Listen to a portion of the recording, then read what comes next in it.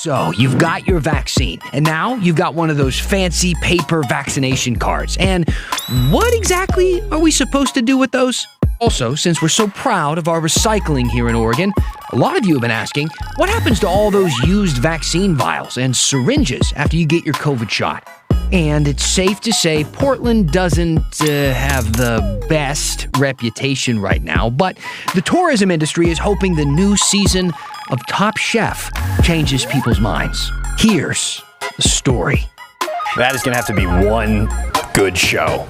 I mean, it's going to have to be like life-changingly good. Like this one. I'm Dan Haggerty. Hi, welcome to The Story. All the ways to communicate with us at the bottom of the screen. Use that hashtag HeyDan or hit us up with an email at thestory@kgw.com. Let's start things off with the big story tonight. So pretty soon, all of us are going to be able to get the vaccine. I mean, like every single one of us will all be able to get in line and go get it. Washington, you're a little ahead of Oregon, so you're 2 weeks out right now. Everyone 16 and older will be able to get a shot on April 15th in Washington and then every day after. In Oregon, we are 1 month away. So on May 1st, the doors open for all of us. And that means that all of you will soon have one of these. That's a vaccination card. You know, those cards with all your personal information on it that people keep posting on social media. By the way, don't do that. Okay? Not a good idea. But, you know, if we can't put it on social media, then what good is it? What are we supposed to do with it? Honestly, when will we actually need it? Will we need it to get on a plane maybe, or to get into a concert once those start back up again? Are clubs going to have bouncers outside checking IDs and VAC cards? Can they even do that? And we keep getting a lot of questions about that sort of stuff. We got a question like this one from Arlene. She asks, I read that Office Depot is offering to laminate vaccination cards for free with a discount code. Is that acceptable or legal? While it's not an official government document, it's my understanding that certain government documents cannot be laminated. So we brought these questions to Kristen Severance to unpack them for us. If you already have your COVID-19 shot, you already know the drill. You leave with a vaccination card. A little card with your name and birth date, what shot you received, and when you're supposed to return for your second shot. We've gotten a lot of questions about it, like can you laminate it? Companies like Staples and Office Depot have announced you can laminate the cards for free to protect them from getting damaged. According to the CDC, yes, you can. Just make sure you wait until you have your second shot so the card is fully filled out before you cover it in plastic. The Oregon Health Authority recommends making a copy or taking a picture of your vaccination card in case you lose it. Now, the vaccination card is different than a vaccination passport. The vaccination passport does not exist in the U.S., but there have been a lot of discussion surrounding it. It would be something to prove you have the COVID vaccine before you travel. International travelers must currently show a proof of immunization card, a yellow card showing a person has been vaccinated against yellow fever or tuberculosis. But having to show a vaccine passport before someone travels or a vaccine card before going to a baseball game or concert brings up a lot of ethical issues. Brian Swick is an assistant professor of philosophy at Portland State University. It's likely the case that some people just will not be able to get a vaccine, even if they want one for some reason or another. That in and of itself is bad enough. If then that starts to have other repercussions for things in their life, like they can't go to a movie or go to a baseball game, then it becomes even worse. And so that sort of practice would exacerbate an existing, sort of inequality that we're not happy about. He said the second issue surrounding vaccine passports has to deal with privacy. Using health data for surveillance and for restricting different parts of public life to people is problematic. I mean, your health data is very private. It contains information about you. So this is something that just requires a lot of delicacy. Using health information for these sorts of things generally is not straightforward. It's not like asking for a driver's license. President Biden said there will not be a federal system requiring proof of a vaccination. And Governor Brown's office told me today, quote, at this point, so-called vaccine passports are not an item under active consideration, as there are a number of privacy, equity, and implementation questions surrounding the idea. I'm Kristen Severance, KGW News. All right, let's bring in one of our newsroom vaccine experts. Pat Doris, of course, is the reporter I'm talking about. We've been getting a lot of questions, Pat, about the Johnson & Johnson vaccine specifically. I want to read a couple of them to you here and see if you can kind of give us some answers. The first one came anonymously, and the question is, why is the Johnson & Johnson vaccine so hard to find in Oregon? Due to a specific health situation, my doc recommends this one, but I can't find it anywhere. Well, I'm not surprised by that, and it's because not very much has been sent to Oregon. The OHA expected something like 160,000 doses to be sent in the last 2 weeks of March. It was going to be part of the really huge ramp up, and instead, Oregon got 29,000 doses. When I asked the OHA chief financial officer about that today, he said, well, we were kind of guesstimating, but that's the bottom line. You're not seeing it because there's not much here. Now, that's going to change next week, because 62,000 doses are coming into the state side and another 60,000 coming to all the pharmacies around the state. So next week, it's going to be everywhere. Okay. Now, look, we've been telling people since the very beginning, take whatever shot you can get. But there are people who have, they desire one shot over another. Jan, for instance, she says, for personal reasons, I only want the J&J vaccine. I'm not interested in the other choices. Is there an online guide in Oregon to finding the specific brand of choice? Any suggestions on reserving my spot for the J&J vaccine specifically? Well, I totally understand. I mean, some people like red wine, some people like white wine. But the answer is yes, and at the same time, no. So there's not one registry that says this is what's being offered up at this site at this time. But if you're in the Portland area, you can know, I'll just tell you right now, that the Oregon Convention Center, it's all Pfizer all the time. You can count on it there. And then someone's going to email and say, well, this one time I did get Moderna. Believe me, mostly Pfizer. 99.9. And then if you go to the Oregon Health and Sciences website, OHSU, you can see their different places that they're doing vaccinations. There's 4 or 5, and they will tell you on there, here's what we're doing on this date. So sometimes they do have Pfizer, sometimes they do have Moderna. And then in the more rural areas is where you're going to find a lot more of the Johnson & Johnson once it starts flowing in. I know that there's something going on at the Armory in the Dalles, for example, this weekend, which will feature almost all, I think, Johnson & Johnson. So the bottom line answer is figure out what's happening in your area, find those websites, and if they don't tell you on the websites, which they probably will, then give them a call and ask. Okay, so based on what you've said so far, kind of gives me the answer to this next question, but this is a question from Kathleen, and it's a little bigger picture. It's talking about resources overall, and she wants to know, are J&J vaccines reserved for the homeless population?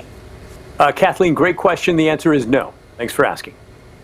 But they will be used with people who are houseless all over the state because it's hard to reach those folks sometimes. It's also going to be used for migrant workers. It's going to be used for the elderly who are homebound and have real trouble getting out of their house. It's going to be used anytime and any place that one single shot is going to be most effective. I know that in Portland area, Multnomah County Public Health was going door to door with seniors who couldn't leave their home.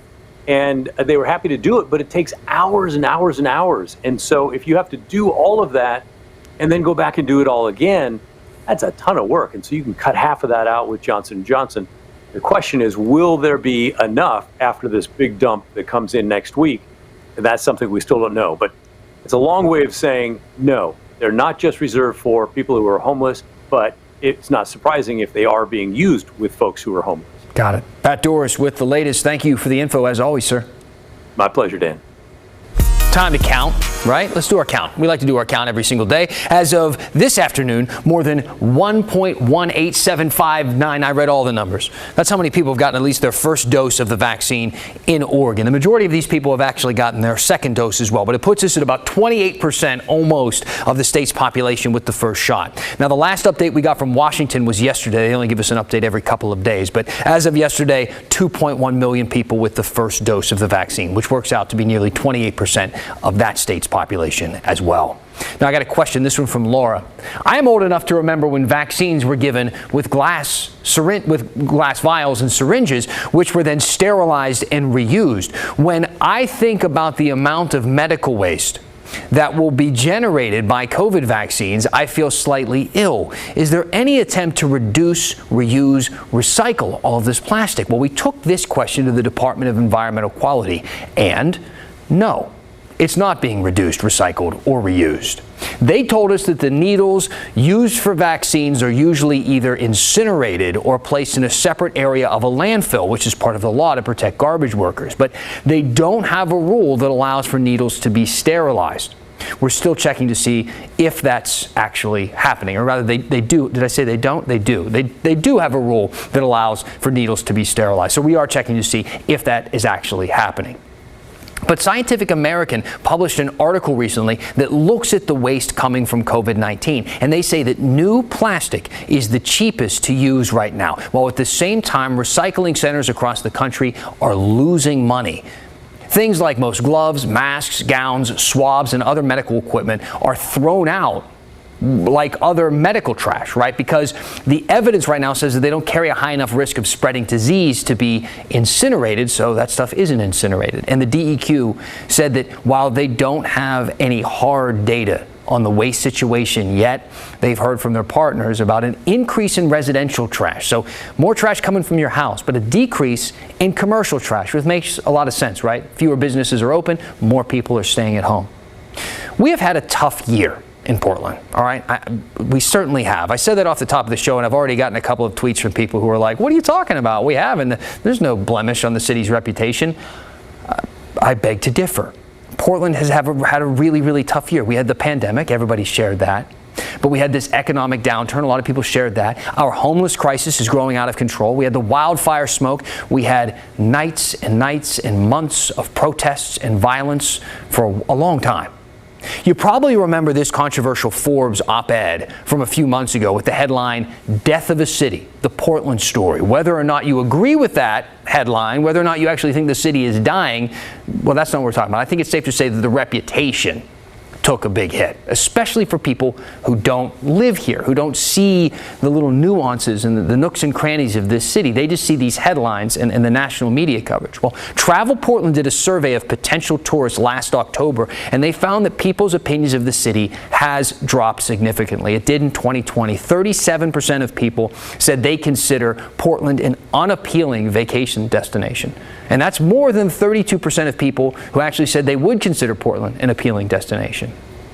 They did the same survey at the start of 2020, right, around January. So they found that 54% of people at that time considered Portland appealing. So big drop off there. Now we're getting closer to summer travel season. The pandemic restrictions are starting to lift. People are starting to be more comfortable. People are getting vaccinated. So you can imagine the tourism industry here in town is hoping. They have hopeful attitudes about the city. Things are going to be changing. They think more people will start coming to visit. And one thing they're banking on for some good PR is a TV show, the new season of Top Chef. It premieres on Bravo tonight, and it was filmed right here in Portland during the craziest parts of the craziest year of 2020. We talked to Travel Oregon about what they're hoping to see from this kind of positive national attention after what's been an awful year for tourism. Portland, like any city in America, was hit very hard. We certainly had other extenuating circumstances when the show was filming here. They were working through some of the situations that were happening within downtown. But I think that the show really did zoom in and understand that the city showed up for our residents from a racial justice standpoint. And we had many Portlanders who were out there supporting the cause and, protesting peacefully and looking at opportunities to really raise and have the critical conversation that needs to happen around how does our city build back as we come back, and how do we look better than we maybe looked before in some of those spaces. But the show also was dealing with and navigating some of the issues around conditions with wildfires and things like that. But they really, in all of the commentary and everything that we've had with them and what we've seen in the media, they've really pushed and had a commitment to helping Portland see a real turnaround and recovery and supporting the food scene here. Food is so central. I mean, we have chefs that have over the years really committed to and shared the fact that the reason they live and work here is the bounty of the Oregon harvest and the ingredients that we have. And people who are maybe newer to food travel or have really sought out destinations that were very culinary based, our opportunities here run the gamut. You can be looking at food carts to fine dining, to food and wine, beer, kombucha, all of the different things. And the scene really is a critical piece to the tourism element. We know that from our research that people who are driven by culinary travel or desires certainly consider Portland and their subset of cities that they want to look at, because we have been on such a national and international radar over the years. The pandemic has proven that hasn't changed. We have new restaurants opening in multiple areas of the city, food carts that are thriving, and we'll look to see, a real growing and booming food scene as we look toward these next months of recovery. Well, she's positive. I mean, part of her job, really. Now, last night on The Story, we talked about the state of the restaurant industry, which is not good. She mentioned a lot of businesses open, a lot more closed. The pandemic hit restaurants really, really hard. Hundreds of restaurants alone across the state were forced to shut down for good. You can check that out right now on KGW's YouTube channel. Some people seem to have a misconception that homeless people flock to Portland because we have so many services for them. So let's talk about that. And the number of folks who come here who are experiencing homelessness who come from another place, it's the same percentage as anyone else. And remember the Heaven's Gate cult? Well, you might not remember their connection to a tiny town on the Oregon coast. You have 100 people at a meeting, you're talking about a UFO that may land here and take people to outer space. When the story continues. I was just on Twitter reading a couple of comments, probably read a couple of them at the end of the show. If you got something to say you want me to hear, maybe we can engage as we end the program here or later online. Reach out on Facebook. You can talk to me on Facebook Messenger, Twitter, Instagram, all that sort of stuff. And we use a lot of the comments throughout the show, as you'll see right here. We've been talking about the homeless crisis a lot recently, and a lot of you have had stuff to say about that. I got this email from Troy recently. He said, we also need to ask the question, what do we know about the homelessness in Portland and Oregon? Are they even, the homeless people, are they even from this area? Is it a homegrown crisis or one where our policies provide a more attractive location than other states? Now, I've seen a lot of comments like this before. I've heard this kind of argument in personal conversations a lot before. And I think it speaks to this misconception that people have about the Portland area that it attracts homeless people. And that's because we have progressive policies and services to help them out. And the idea is that they then decide to come here because of that. So I asked Dennis Thorold about that. He is with the Joint Office of Homeless Services. And here's what he had to say. If we think about our homelessness crisis as being fueled by people coming here from some other place, it allows us to not think about how close any of us might be if we lost our job, or if our housing was taken away or got more expensive than we could manage. How close we might actually be to homelessness. We don't have to think about the systemic issues that are driving people through that cycle if we can think about it as someone else coming to us and taking our resources. And the numbers don't bear that out. I mean, the number of folks who come here who are experiencing homelessness who come from another place, it's the same percentage as anyone else. We can look at, there's numbers that look at all adults in Multnomah County, there's census numbers, and that percentage is the same across whether someone's housed or not. And the thing I think about is if you are experiencing homelessness somewhere else, you don't have a place to live, you don't have a shelter bed there, and maybe you do have friends or family there, why would you want to come to a place where you still very likely, look at how many people are outside in this community right now, even with the shelters that we've opened, there are still so many people outside. You can't come here and guarantee yourself a shelter bed. Certainly you're not guaranteed to get an apartment. Now that might be an attractive thing, but that's not happening here. And then you come here and then you don't have any friends or connections or community either. And you've got to start all that over again. Realistically, that doesn't make sense for folks. And generally, we know that really it's homegrown. It's people who used to be in housing, who used to be able to afford apartments, even if they had a disabling condition 10, 15 years ago, and now they can't. And now they're in the neighborhoods they used to live in, and they're hoping for some way back up. Now, if you think homelessness is only a problem in Portland, here's something that's worth your time. A viewer named Bo D shared this story with us from a small newspaper in Hood River called the Columbia Gorge News, and it talks about homelessness in the Dalles, and an issue we're pretty familiar with in the metro area, balancing that need for homeless services with the concerns of neighbors who live nearby. You can check out the article right now on the Columbia Gorge News' website. I got this email here from Amanda. Hey, Dan, anything about the Heaven's Gate cult in the KGW vault? People are always sending in, asking us about the vault. I first read this one and I thought, wait, didn't that whole thing happen like in Southern California? Yes, the cults infamous mass suicide in 1997 did happen outside of San Diego, but it turns out there's a local tie. The group was actually here in Oregon in 1975 and recruited some members from the tiny coastal town of Waldport. Here's what we found in the KGW vault. They never asked us to give them anything. They just asked us to deal with ourselves.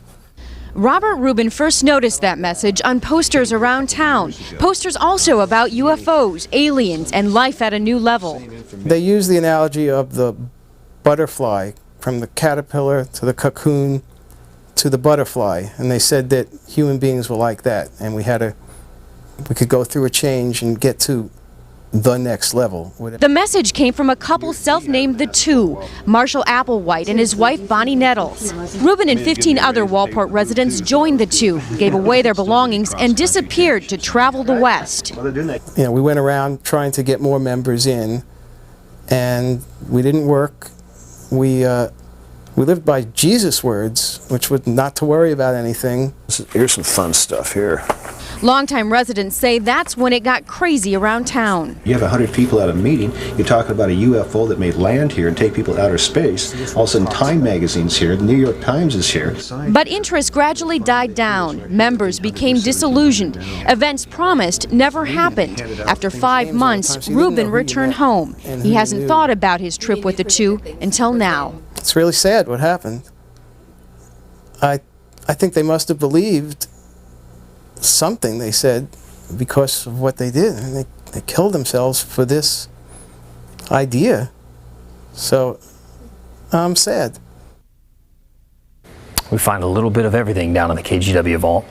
We do want to mention anytime a story like this, a topic like this comes up, if you or someone you know is in a crisis, the National Suicide Prevention Lifeline is available 24 hours a day. The number is on your screen now, 1-800-273-8255. If you have any suggestions, things you want us to look around for in the KGW vault, just let me know. Use that hashtag #HeyDan. I'm going to read some of your comments when we finish this story next. So a couple of comments. This one coming from Carol using the hashtag #HeyDan. You just said that Portland doesn't have such a great reputation right now. Portland protested in support of BLM and against fascism. How does that give us a bad rap? I don't think that sentence right there gives us a bad rap, but that's not all that's happened over the past year. Also, we can't be naive to the way that we're perceived by the rest of the country, accurate or inaccurate, when it comes to their specific perception of what we're doing. And then Lorna wrote in and said, why not be a PDX cheerleader instead of bashing it? I'm not bashing it. I'm speaking about it realistically. If the rest of the country doesn't look at us desirably, it doesn't want to travel here, doesn't want to go to all the new hotels we're building and come to see all the beautiful things that only this part of the country can offer, that's an issue, and we should mention it. We shouldn't just ignore it and pretend that that's not a real thing. And then Arthur, because we're talking so much about Top Chef, says, does KGW have a financial interest in the Top Chef show? You are pushing it as well as the news. I'm pushing the news because it's a news show. But as far as talking about the Top Chef, we just find it interesting because we have focused so much on restaurants and the pain that restaurants have felt due to the extremely tight restrictions that they have had compared to other states around the country and what it has done to restaurateurs. There have been between 400 and 800 predicted closures from restaurants over that period of time. A lot of people who are still collecting unemployment right now work in restaurant industries. So the fact that during all of that, when we had massive fires, we had protests every single night, everything that was going on with COVID and those closures, we had a national program that's one of the most popular cooking shows on the planet come to our city and try and tell a story here. I think it's pretty interesting that it debuts tonight. No, we don't have a financial interest in it. I'd probably get paid if I did, but I don't. That's it. That's the story for tonight. If you have any more questions, send them our way. Use that hashtag #HeyDan. Thanks for being part of the conversation.